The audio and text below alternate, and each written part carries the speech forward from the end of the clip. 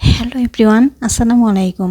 সবাইকে স্বাগত জানাচ্ছি ভুবনস মম চ্যানেলের নতুন একটি ভিডিওতে। আশা করি আজকের ভিডিওটি আপনাদের সবার ভালো লাগবে। এই ভিডিওটি ছিল গতকালকের ভিডিও।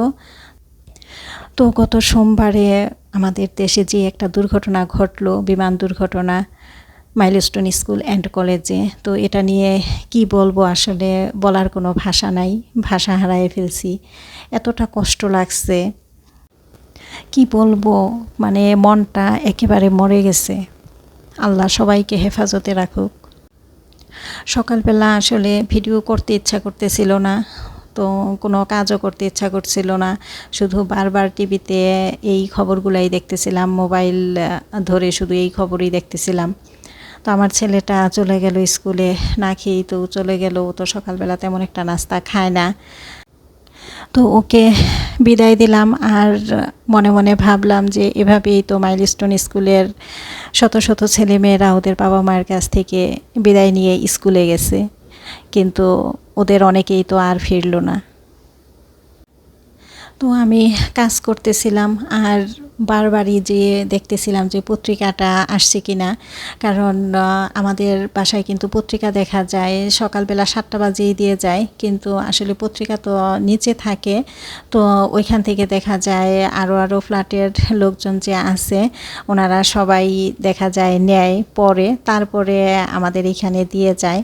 তো আমিও ভাবি যে ঠিক আছে, সবাই পত্রিকা পড়ুক, সমস্যা নাই, আমি একটু দেরি করেই পড়ি।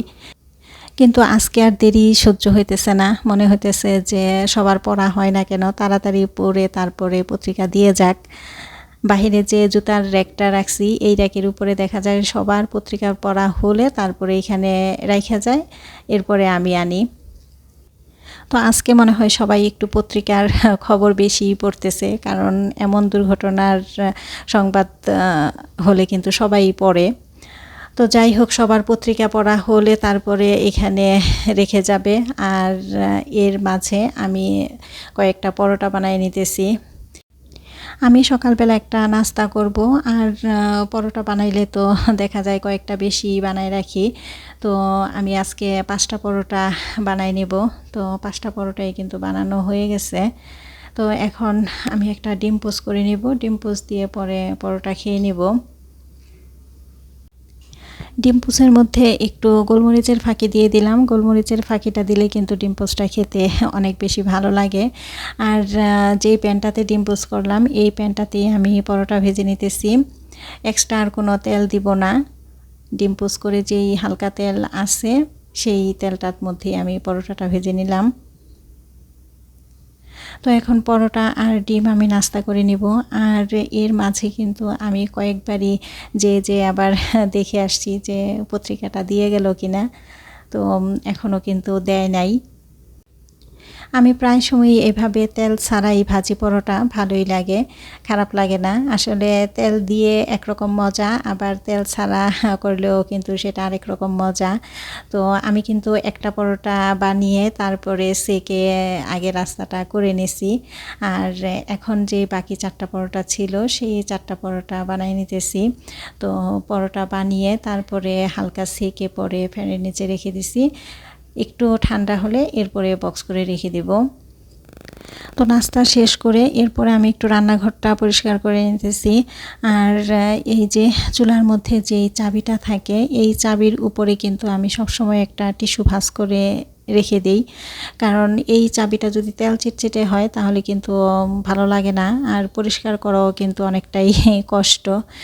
আর এজন্যই সবসময় একটা টিস্যু ভাঁজ করে রেখে দিই, কিছুদিন পর পর আবার এই টিস্যুটা চেঞ্জ করে দেই।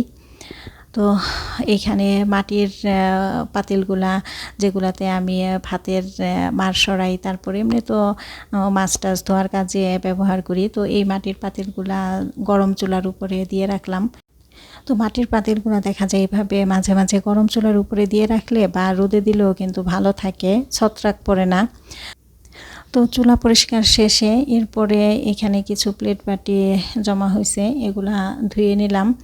আর পরোটা যেদিন বানাই সেদিন তো রুটি বানানোর যেই বেলুন পিঁড়ি এটা তো ধোয়াই লাগে, কারণ এটার মধ্যে যেই তেলটা লাগে এটা কিন্তু আসলে এইভাবে আর রাখা যায় না।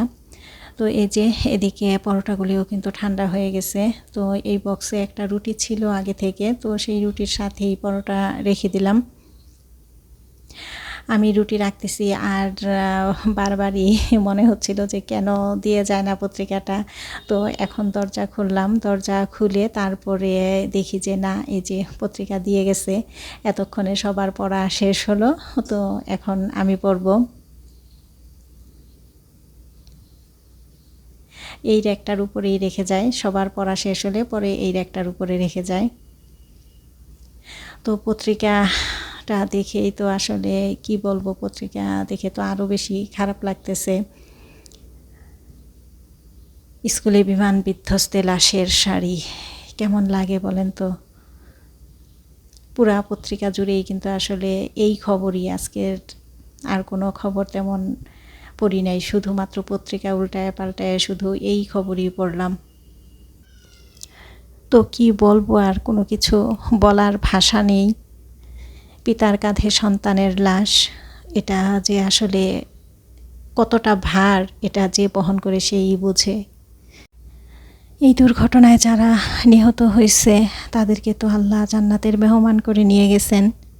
মহান আল্লাহ রাব্বুল আলামিন নিহতদের পরিবারকে যেন এই শোক সহ্য করার ক্ষমতা দেন, আল্লাহর কাছে এটাই দোয়া করি। আর যে ছোট ছোট কুচি কুচি বাচ্চারা তীব্র যন্ত্রণা ভোগ করতেছে হাসপাতালের বেডে শুয়ে, তাদেরকে আল্লাহ তুমি দ্রুত সুস্থতা দান করে তাদের বাবা মায়ের বুকে ফিরিয়ে দাও, আমিন। তো এই পত্রিকা পড়তে পড়তে কিন্তু অনেকটা সময় চলে গেছে। তো আজকে অনেক সময় ধরেই পত্রিকা পড়লাম। এই বিমান দুর্ঘটনার একটা খবরও মনে হয় বাকি নাই, পত্রিকাতে আসছে আর পড়ি নাই, তো সবগুলা খবরই পড়ে নিছি। তো এরপরে চলে আসছি দুপুরের রান্নাটা করার জন্য। কোনো কিছুই রান্না করতেও ভালো লাগতেছিল না, তো আলু সিদ্ধ করে নিছি, আলু ভর্তা করব, আর ডাল রান্না করছি, ভাত রান্না করছি, আর এখন একটু পুঁই শাকটা রান্না করে নিতেছি। আর অন্য কোনো কিছুই রান্না করব না। আর আলু ভর্তাটা আজকে একটু ভাজা পেঁয়াজ মরিচ দিয়ে করব। তো পেঁয়াজ আর মরিচ একটু ভাজা নিতেছি। আসলে কাঁচা পেঁয়াজ কাঁচা মরিচ দিয়ে করলে একটা টেস্ট, আবার কাঁচা মরিচ পেঁয়াজটা যদি একটু তেলে ভেজে নেওয়া যায় তাহলে কিন্তু আবার আরেকটা টেস্ট লাগে। তো আলু খোসা ছাড়ানো এখানে শেষ। তো এই যে পেঁয়াজ আর মরিচ যে ভেজে নিয়েছিলাম সেটা দিয়ে দিলাম। আর আজকের আলু ভর্তাটা একটু ঘি দিয়ে করব। ঘি দিয়ে আলু ভর্তা কিন্তু ভীষণ মজা লাগে। তো পেঁয়াজ আর মরিচটা একটু লবণ দিয়ে তারপরে ভালোভাবে ডলে নিলাম, আর আলুগুলিও ভেঙে নিছি। এই ঘিটা কিন্তু মুন্সিগঞ্জ থেকে আনা ঘি, এই ঘিটা খুবই মজা। তো ঘি দিয়ে আলু ভর্তা করলে সেই ভর্তাটা দিয়ে কিন্তু গরম ভাত খেতে খুবই ভালো লাগে। তো আমি দেখা যায় প্রায় সময়ই করি এরকম ঘি দিয়ে আলু ভর্তা। আমার ছেলে তো ভীষণ পছন্দ করে এই ঘি দিয়ে আলু ভর্তা। তো আলু ভর্তাটা কিন্তু হয়ে গেছে।